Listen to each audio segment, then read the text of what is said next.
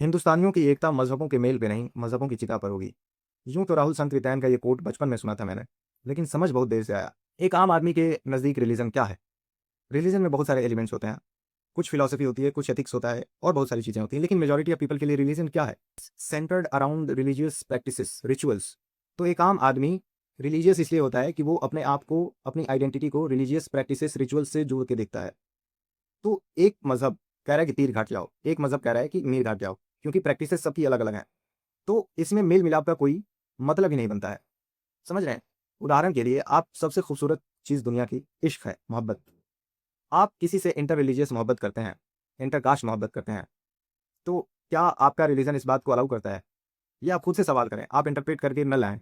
आप खुद से सवाल करके कि डायरेक्टली, इनडायरेक्टली इस बात को अलाउ किया जाता है? नहीं। लेकिन आपके अंदर प्यार है, क्योंकि ये यूनिवर्सल फीलिंग है जो हमारे अंदर अपर होती है। एक सानहे की तरह घटती है। हम इसको रोक नहीं सकते हैं। अगर सामने अच्छा इंसान आपको मिल जाए तो आपको प्यार होगा।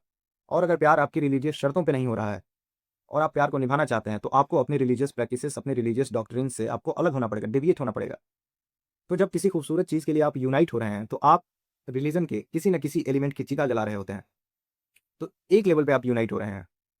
अगर तमाम लेवल्स पे आपको यूनाइट होना है, तो आपको मज़हबों की चिता जलानी पड़ेगी। आपको रिलीजियस प्रैक्टिसेस की चिता जलानी पड़ेगी या उसे इतना महदूद कर देना पड़ेगा कि वो मैटर ही ना करे। समझ रहे हैं आप? मतलब उसको इंडिविजुअल प्रैक्टिसेस तक रोक के रखना। क्योंकि कलेक्टिव लेवल पे आएगी तो फिर वो लोग हस्तक्षेप करेंगे, रिलीजन हस्तक्षेप करेगा। फिर आपको, हमको या समाज को डिसइंटीग्रेटेड होने से नहीं बचाया जा सकता। अब आप कहेंगे कि हिंदुस्तान में लोग रह तो रहे हैं, क्लैशेस भी बहुत होते हैं। रह इसलिए रहे हैं कि हिंदुस्तान में एनार्की नहीं है। रह इसलिए रहे हैं कि हमारे यहाँ यूनिवर्सल वैल्यूज जो है रूलिंग का, गवर्नेंस का, वो कॉन्स्टिट्यूशन है।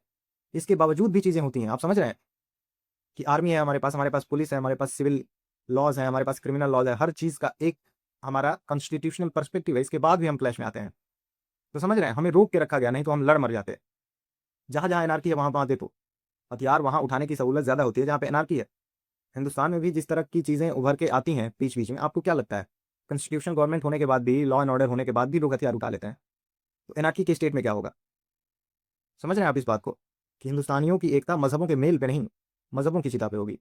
यानी कि इंसानों के मेल पे होगी, मज़हबों के मेल पे नहीं होगी। अब इंसानों को मेल करना है तो उनके अपनी रिचुअलिस्टिक चीज़ों को, जो कि एक कलेक्टिव आइडेंटिटी बन के रह गई है और जिसकी वजह से क्लैशेस होते हैं, उनकी चिता जलानी पड़ेगी।